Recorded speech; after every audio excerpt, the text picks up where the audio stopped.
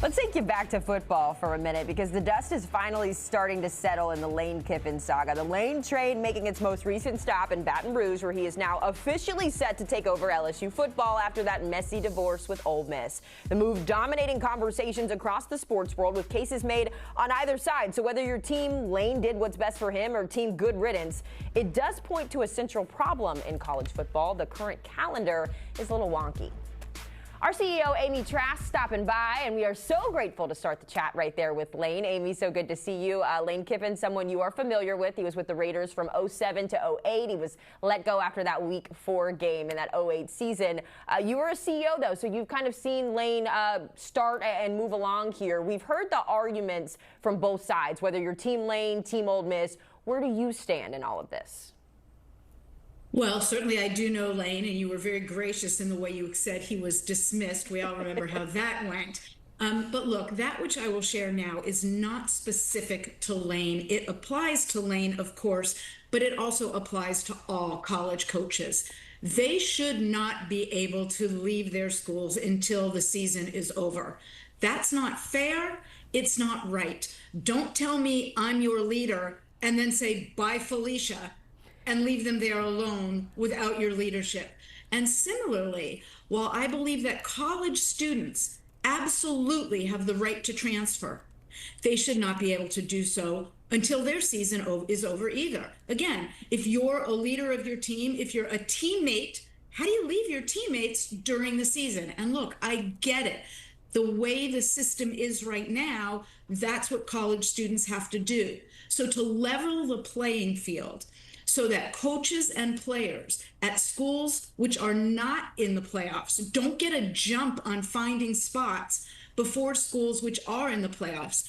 Don't let any coaches, don't let any players transfer or leave their schools before every single bowl game is over. That's the right thing to do.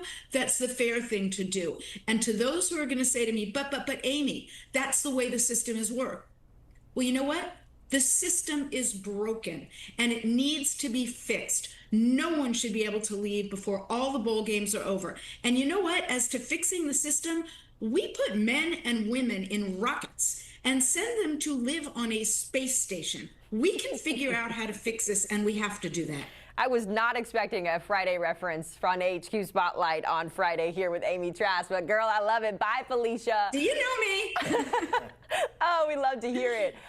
Lane or not, though, I want to turn the attention to the Raiders side of this. We know in the NFL, things are a little bit different, right? But I guess the situation is still the same for the Raiders here. They struggled. They've been eliminated from the playoffs, obviously. So things really not going the way we expected them to go here. So from that standpoint, when you are one of these 5 teams that the season is kind of done when it's done here, what's the next step? What are the challenges for the front office in not only keeping these teams motivated, Amy, but also making business decisions? Well, I'm glad you asked about it from a front office perspective, because while there are, of course, a lot of coaching decisions to be made, roster decisions to be made, how do you improve on the field, there is a lot of work to be done in the front office. You have season ticket holders with games left to be played at home, club seat holders, suite holders, sponsors, advertisers. You have to take care of all of these people, and irrespective of whether one thinks you have to, you should. Your season ticket holders, club seat holders, suite holders have invested money and time and love into your team, and you need to repay that with love and appreciation and cherish those fans who are going to be coming, particularly to games in which you've been eliminated. And you've got to not only honor your commitments to your sponsors and your advertisers, you've got to show them some extra return on their investment, because they are not getting the season that they hope for either. So there is a lot of work to be done, taking care of your fans, taking care of your business partners, and some of that involves doing things for them by way of extra gifts and extra opportunities, but it also involves spending time with all of them. If you are with a team, I'll tell you what I did. Go sit in the stands with your fans. I did that every game, and it's most important to do that when the team's not winning. Go sit in the third deck. Go sit in the end zone. Go hang out with your fans and tell them how much you appreciate them and how hard you're going to work to get better at presenting them with the kind of football they want. I would love to see Jerry Jones in the third row of AT&T Stadium, or even in that upper deck way on the ceiling there. That would be something to see. You know, Haley, let me tell you one thing about that. I really did. I sat in the third deck. I sat in the end zone. I told our staff, go use the restrooms that the fans used. If you're not using those restrooms, you don't understand what the fan experience is. And one of the reasons I just interrupted you is to tell you, when Roger Goodell came and joined us for a game in Oakland, I asked Roger if he'd like to sit in the black hole, and he graciously and enthusiastically accepted that request, and he sat in the black hole and he loved it.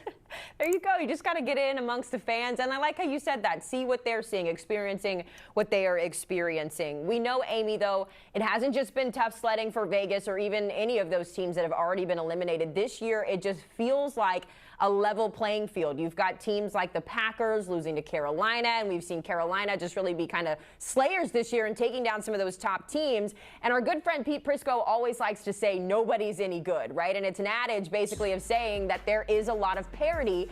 Why does it feel like this year in particular the parity is so prominent? Well, first of all, I love you, Pete.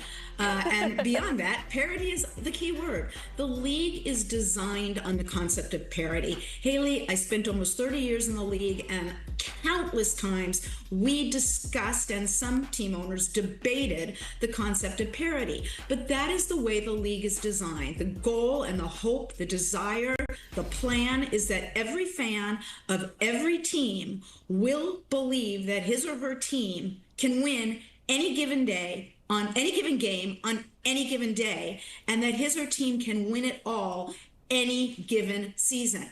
Parity is the goal. So when people ask me about, wow, what did you think about that upset when the Panthers beat the Rams? I don't view them as upsets. That's the way the league is designed. That's what makes the league so fun. There were some owners in the room who wanted to believe in dynasties. Most of the owners wanted parity. All right, there you have it. We've seen some dynasties. We have seen a lot of parity. We'll see which one rings true when it comes to that Super Bowl later this year. Amy Trask, always good to talk with you. Always good to hear your perspective. Always keeping it real. We got a Friday reference in there. Another Roger Goodell. I feel like every time I'm in, she brings up a Roger Goodell story or kicking him out of a car or something, or bringing him to the, the black hole. Awesome. Bringing him to the black hole. I want to go to the black hole. But before we get there, come hang out with us on Game Day Recap Sunday, 8:20 Eastern with the aforementioned Pete Prisco.